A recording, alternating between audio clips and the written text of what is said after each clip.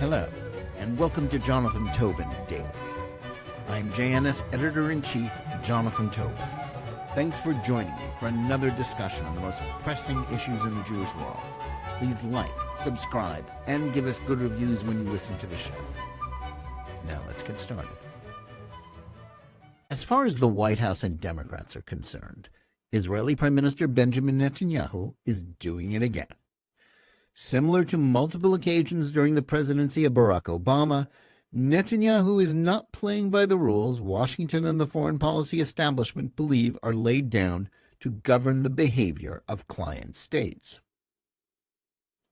Rather than assume the role of a loyal and pliant vassal to his nation's superpower ally, there have been several times when Netanyahu has talked back in public to Obama and now President Joe Biden.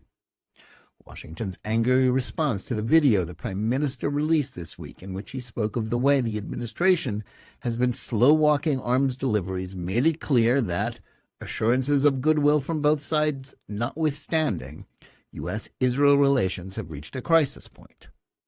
In the 49-second video posted on the YouTube page of the Prime Minister's office on June 18th, Netanyahu said the following.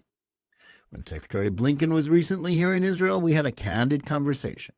I said I deeply appreciated the support the U.S. has given Israel from the beginning of the war. But I also said something else.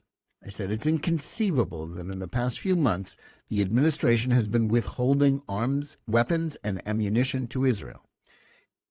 Israel, America's closest ally, fighting for its life, fighting against Iran and other common enemies. Secretary Blinken assured me that the administration is working day and night to remove those bottlenecks. I certainly hope that's the case. It should be the case. During World War II, Churchill told the United States, give us the tools, we'll do the job. And I say, give us the tools, and we'll finish the job a lot faster. In reaction, Washington expressed shock and anger. According to U.S. officials, Netanyahu's claims were both fictional and a sign of ingratitude after all that Biden had done for him in Israel since October 7th and throughout the war against Hamas in the Gaza Strip. Their story is that despite Biden's talk of potentially refusing to continue to send arms and ammunition to Israel if it doesn't obey him and not attack the last Hamas strongholds in Rafah, there have been no such cutoffs. The only exception, they assert, is a review of whether the United States should send a special kind of 2,000-pound bomb that might cause too many civilian casualties in urban areas. Beyond the details of the dispute, in which the administration claims it is guiltless, this has resurrected the charge that Netanyahu doesn't know his proper place. That's the line we're hearing from the American foreign policy establishment and its leading media spokesman, New York Times columnist Thomas Friedman, who has recently accused Netanyahu of being the moral equivalent to Hamas leader Yahya Sinwar. He's also called Netanyahu an extremist who is trying to destroy the alliance, as well as an open supporter of former President Donald Trump, a point on which Trump doesn't concur because Netanyahu congratulated Biden for winning the 2020 presidential election. It's also echoed by the Israeli opposition, such as Haaretz columnist Alon Pinkas, whose latest anti-Bibi diatribe in that far-left newspaper bluntly described the prime minister as hostile to the United States. Unlike other Israelis, like President Isaac Herzog, who has stuck to continual praise of Biden's post-October 7th aid with no mention of Washington's unhelpful actions, Netanyahu differs. He has come to believe that while it remains crucial for any Israeli premier to stay as close to the Americans as possible, there are times when it's necessary to break protocol and state the truth. Given the enormous help that the United States has given Israel over the past few decades, those who characterize the relationship as one between a great power and a client state aren't wrong. That's why the diplomats at the Israeli Foreign Ministry and those who share its mindset think that there is virtually no circumstance in which Jerusalem should openly challenge Washington. Given the power imbalance between these two countries, there is a strong argument for this point of view. There's also the danger that open opposition to the last two Democratic presidents is hastening the process by which support for Israel is rapidly becoming a partisan dispute between America's two major parties. although the Republicans have become a lockstep pro-Israel party, and the Democrats are now, at best, deeply divided on the issue. That's not a development any friend of the Jewish state should welcome. As with Netanyahu's past challenges to Obama, the prime minister is right to believe that those concerns must be set aside. Indeed, just as he was right to refuse to go along with Obama's commitment to pushing Israel back to the 1967 borders and the appeasement of Iran, Biden's arms shipment slowdown at a time when the Jewish state is fighting an existential conflict with Hamas, as well as facing the prospect of an even more frightful war with Hezbollah and its Iranian allies on its northern border, constitutes a fundamental breach in the alliance that cannot be allowed to go unchallenged. Point here is that Washington is flatly lying about there being no slow walking of arms to Israel or holdups. As Michael Doran recently wrote in Tablet magazine, the Israelis have been aware since January that something has gone wrong in the pipeline by which arms and ammunition are sent to Israel. While Biden, Blinken, and others in the administration are correct to claim that there has been no absolute cutoff, what they are doing is using the federal bureaucracy to slow down the flow to a standstill. Under normal circumstances, the bureaucratic logjam involved with shipments can involve the Departments of State and Defense, the U.S. House and Senate, as well as arms manufacturers. However, when Washington deems it necessary to send arms expeditiously, the impediments can magically disappear, just as quickly as they arise when the powers that be want to send a message to those waiting for American supplies. Indeed, there is no better example of how an administration can manipulate this process than the contrast between the way Ukraine and Israel are currently being handled. Ukraine has received more aid from the United States in the last 2 years than Israel has in decades. Their funding is less accountable, and unlike Israel, not all of it is spent in the United States. But Kyiv continues to publicly complain about not getting everything it wants from American taxpayers who have sent them hundreds of billions of dollars. They're also unhappy that Washington has placed some limits on their use. Biden is, after all, aware that it is madness to allow Ukrainian President Volodymyr Zelensky a blank check to fire them into Russia, since doing so could start a nuclear war. In spite of that, Ukraine gets priority over every other American ally, including Israel, and due to Biden's insistence, there have been no bureaucratic logjams to slow the shipments down. That's not the case with Israel. Not only have American officials done everything to slow down and second-guess the effort to eradicate Hamas, but they are also openly pushing to end the war before the terrorists are completely defeated. As Doran also wrote, they're equally concerned to prevent Israel from doing something to silence the nonstop firing on northern Israel from Hezbollah and Lebanon.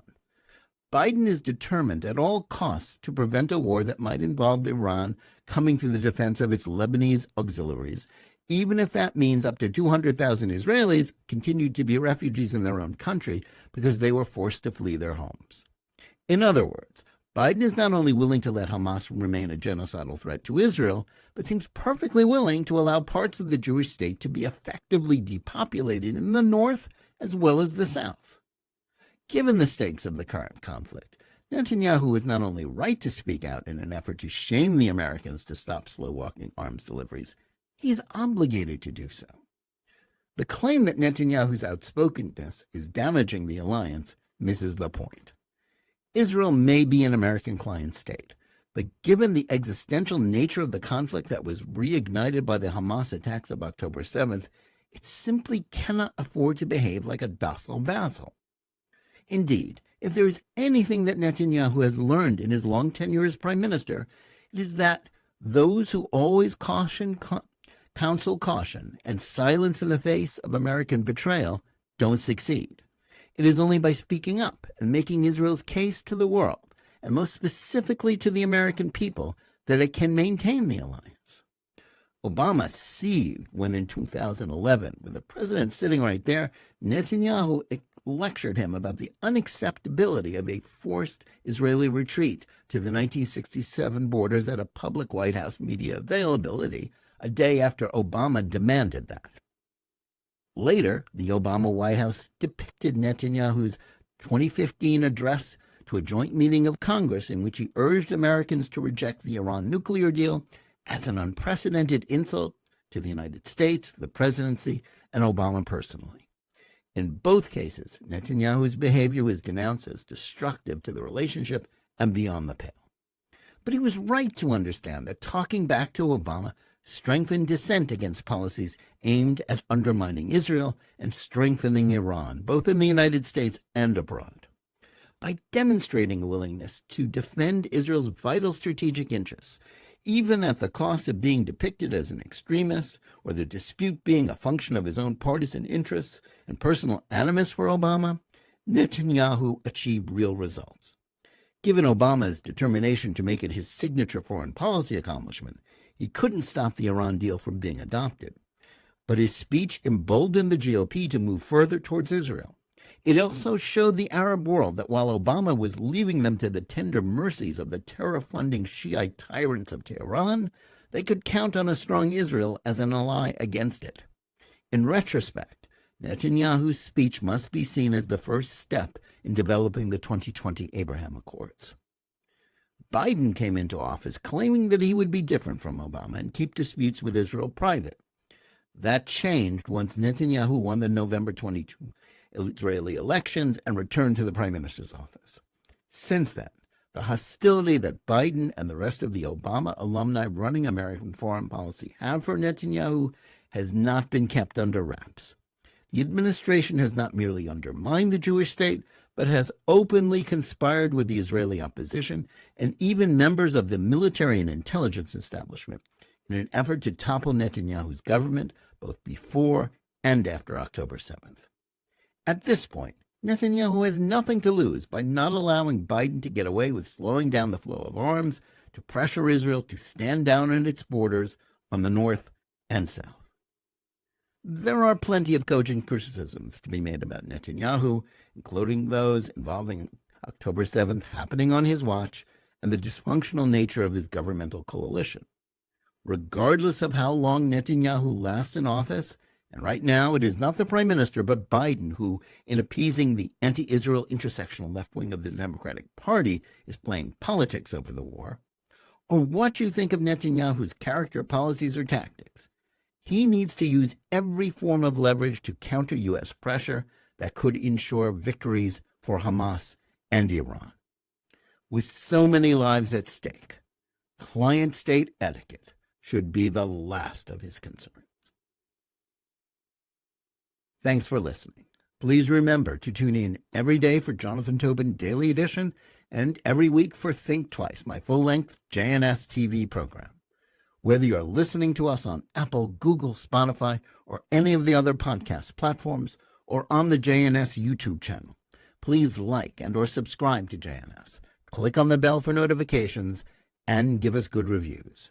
Please write to us at editor@jns.org and let us know where you listen or watch the show and what you think about it. And remember, keep reading and thinking for yourself.